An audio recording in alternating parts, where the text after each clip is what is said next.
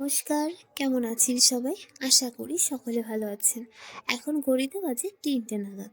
শীতের দুপুর, তবুও না বেলা পড়ে গেছে। আর এদিকে আমরা চলে এসেছিলাম নার্সারিতে কিছু গাছ নেওয়ার জন্য। আর তখন দেখলাম মালিক নেই, তাই আমাদের বললো একটু অপেক্ষা করে যেতে।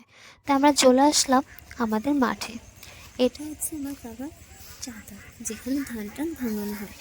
আর এই যে কাকা ৪০০ বা তারও বেশি পিস হাঁসের বাচ্চা কিনেছে।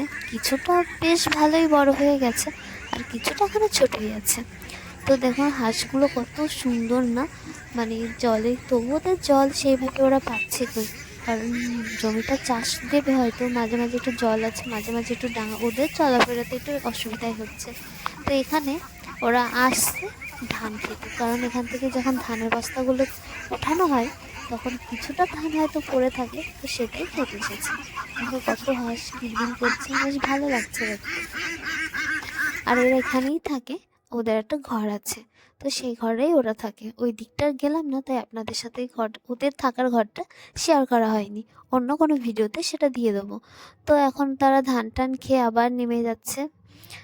জমিটা এখন যেহেতু চাষ দেওয়া হয়নি, তারপরে আমরা ওখানে টাইম কাটানোর পর চলে আসলাম নার্সারিতে। তো দাদা এসেই গেছে, আর এই যে ভ্যানটা সাজিয়েছে, সেই দিন ছিল হাটবার, তো এই ভ্যানটা করে ওরা হাটে নিয়ে যায়। তো এইদিকে আমি গাছগুলো দেখছিলাম।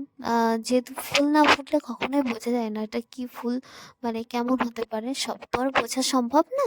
যতটা বোঝা যায় ততটাই আর কি।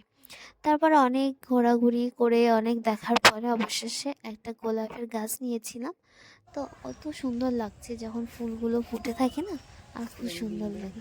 এখানে অনেক রকমের গাছ আছে, যদি আমি অত কিছু নাম জানি না।